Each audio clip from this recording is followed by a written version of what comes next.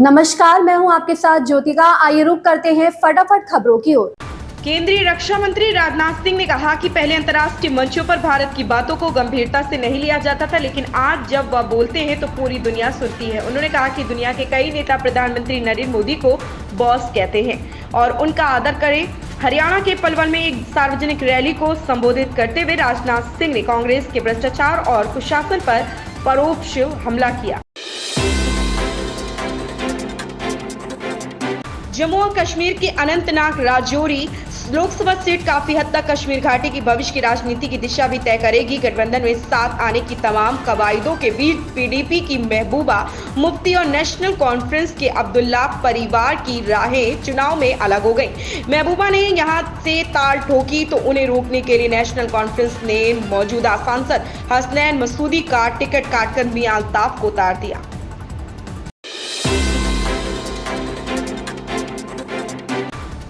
Allahabad high court में वाराणसी के विवादित ज्ञानवापी परिसर स्थित वजूखाने का भारतीय पुरातत्व सर्वेक्षण से सर्वे कराने की मांग को लेकर दाखिल याचिका पर सुनवाई जुलाई के प्रथम सप्ताह में होगी। याची राखी सिंह की ओर से दायर पुनरीक्षण याचिका पर उपयुक्त बेंच नामित करने के लिए फाइल मुख्य न्यायाधीश के समक्ष भेजी गई है। ऑल इंडिया मजलिस-ए-इत्तेहादुल मुस्लिमीन प्रमुख असदुद्दीन ओवैसी ने गुरुवार को कहा कि भाजपा मुस्लिम महिलाओं को निशाना बनाना चाहती और मतदान प्रक्रिया में उनके लिए बाधा पैदा करना चाहती। उनकी टिप्पणी तब आई जब भाजपा की दिल्ली इकाई ने मुख्य निर्वाचन अधिकारी को संपर्क किया और राष्ट्रीय राजधानी में मतदान के दौरान बुर्का पहने महिलाओं का उचित सत्यापन करने की मांग की। बिहार के पूर्वी चंपारण में चुनावी सभा को संबोधित करते आ रहे उत्तर प्रदेश के सीएम योगी आदित्यनाथ का हेलीकॉप्टर रास्ता भटक गया। हालांकि कुछ देर बाद ही हेलीकॉप्टर को सही दिशा ले जाया गया। पायलट ने समय रहते से सब कुछ कंट्रोल में कर लिया। इस कारण सीएम योगी को पूर्वी चंपारण पहुंचने में 1.5 घंटा लग गया। गुरुवार को चुनाव प्रचार थमने से कुछ देर पहले ही वह मंच पर पहुंचे और चुनावी सभा को संबोधित किया। दिल्ली विश्वविद्यालय में कई स्थानों पर दीवारों पर चुनाव बहिष्कार के नारे लिखे पाए जाने के बाद दिल्ली पुलिस ने 2 प्राथमिकी दर्ज की। अधिकारियों ने बृहस्पतिवार को यह जानकारी दी। भगत सिंह छात्र एकता मंच ने दीवारों पर लिखे एक ही रास्ता नक्सल बाड़ी जैसे नारों की जिम्मेदारी ली है।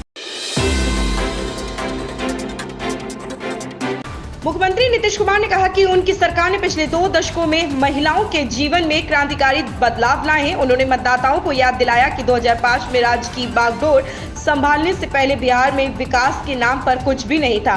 बक्सर जिले के नवानगर में एक चुनावी सभा को संबोधित करते हुए सीएम ने लोगों को अतीत में राजद के कुशासन के बारे में याद दिलाया। उन्होंने जीत के सत्ता में रहने के दौरान युवाओं को प्रदान की गई नौकरियों का श्रेय लेने के लिए राज्य विधानसभा में विपक्ष के नेता तेजस्वी प्रसाद यादव पर भी निशाना साधा। केंद्रीय मंत्री गिरिराज सिंह का बड़ा बयान सामने आया। उन्होंने कहा कि समय आ गया कि मुसलमानों को दिए गए आरक्षण पर दोबारा विचार किया जाए। उन्हें दिया गया आरक्षण हिंदुओं पर हमला है। भाजपा नेता ने आगे कहा कि अगर सभी हिंदू एकजुट नहीं हुए और मुस्लिम आरक्षण के खिलाफ नहीं लड़े तो आने वाले दिनों में भारत पाकिस्तान बन जाएगा। इससे पहले कांग्रेस पर हमला करते हुए उन्होंने कहा था कि पंडित जवाहरलाल नेहरू ने हिंदुओं को धोखा दिया था। हिमाचल प्रदेश के कई भागों में शुक्रवार सुबह फिर बारिश दर्ज की गई। इससे लोगों को गर्मी से राहत मिली। सोलन में झमाझम बारिश से मौसम कूल हो गया। सोलन शहर में कुछ देर तक तेज बारिश हुई। इससे लोगों को उमस भरी गर्मी से राहत मिली। मौसम विज्ञान केंद्र शिमला की ओर से आज राज्य के कई भागों में बारिश की संभावना जताई गई है। बॉलीवुड के जासूसों और सुपर कॉप्स के बीच प्रोड्यूसर दिनेश विजन का हॉरर यूनिवर्स भी दिलचस्प तरीके से आगे बढ़ रहा है। अब इस कड़ी में मेकर्स एक नई फिल्म मुंजिया लेकर आ रहे हैं, जिसके साथ इस हॉरर यूनिवर्स में एक नए प्रेत की एंट्री होने जा रही है। हाल ही में मेकर्स ने मुंजिया को इंट्रोड्यूस करने वाला टीजर शेयर किया था। हॉरर यूनिवर्स का नया प्रेत मुंजिया इंडियन सिनेमा का पहला CGI किरदार है। अब मुंजिया का ट्रेलर शेयर कर दिया गया है। इन खबरों में बस इतना ही। बने रहिए हमारे साथ।